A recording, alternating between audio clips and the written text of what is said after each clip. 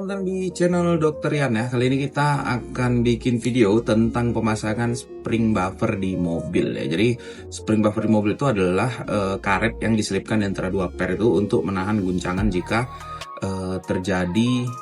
jika mobil itu bannya itu nabrak sesuatu yang lebih tinggi ya. Jadi dia nggak terlalu ngepres ke atas sehingga mengurangi guncangan, atau biasanya kalau pada saat tikungan itu mobil itu tidak terlalu limbung ya, atau tidak terlalu miring ke kiri dan ke kanan.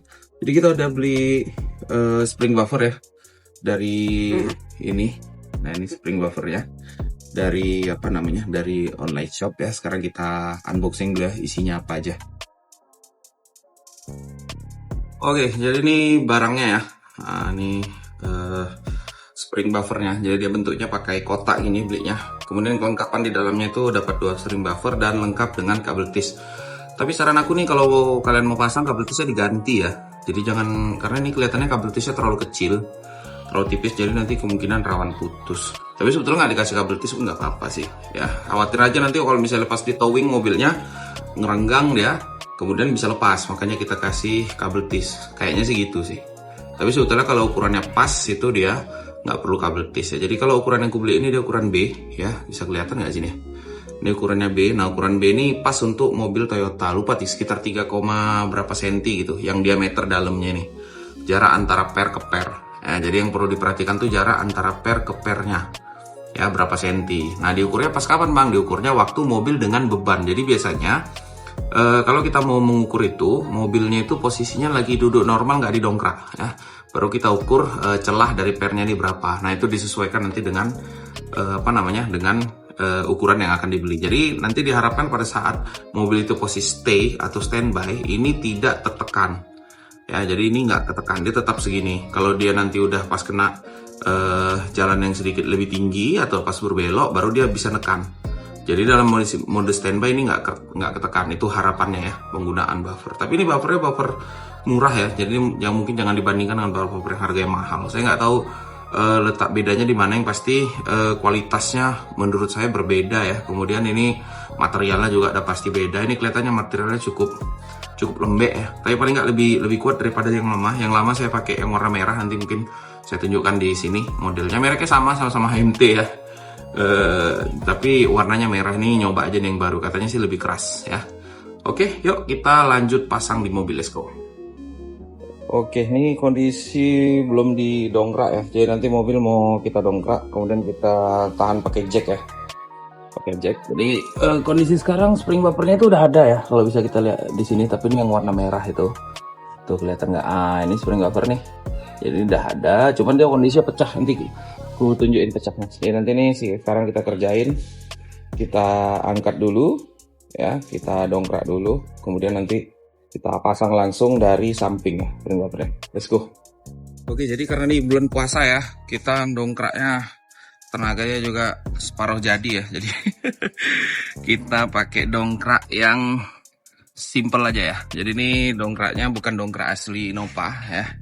Dia dongkraknya sebetulnya dongkrak jembatan, tapi kita buat adaptor untuk impact ya.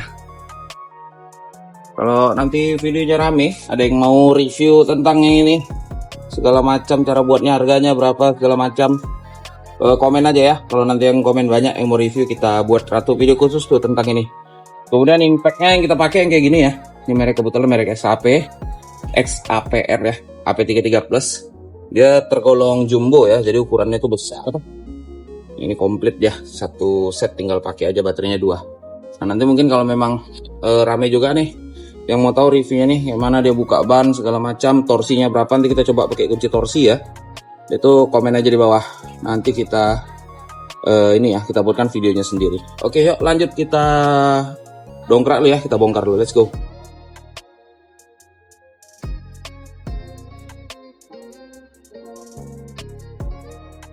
Ini kondisi spring buffer yang lama ya. Jadi kalau kita lihat udah pecah ya. Tuh. Ini udah pecah, ini juga udah pecah ya. Ini udah pecah nih. Jadi kita ganti ya.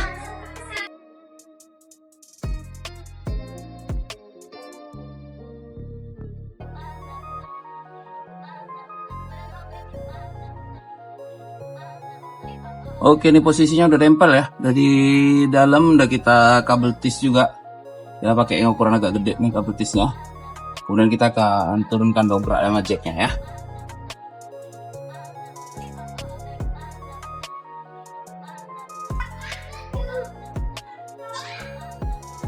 Kita kencengin pakai kunci torsi ya biar presisi.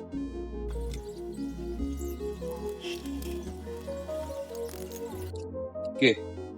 Jadi rata-rata di mobil pribadi ya itu sekitar 110 sampai 115. Ini kita ambil 115 kurang lebih ya.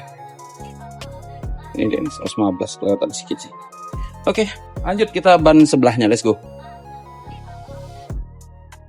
Oke, jadi ini udah terpasang kiri kanan ya, spring buffer yang baru. Bentar kita fokus dulu. Oke, nah ini udah spring buffer yang baru. Dari kasih kabel tis ya, kiri kanan udah terpasang.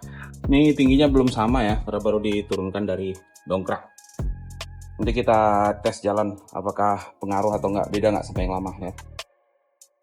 Oke, jadi kalau misalnya untuk limbungnya itu nanti kita harus bawa ke jalan yang agak bergelombang ya, atau misalnya bukan limbung sih, bantingannya ya. Kalau limbungnya nanti kita bawa ke jalan yang sedikit agak kencang lah gitu ya, tikungan yang cepat baru kita bisa rasain limbungnya.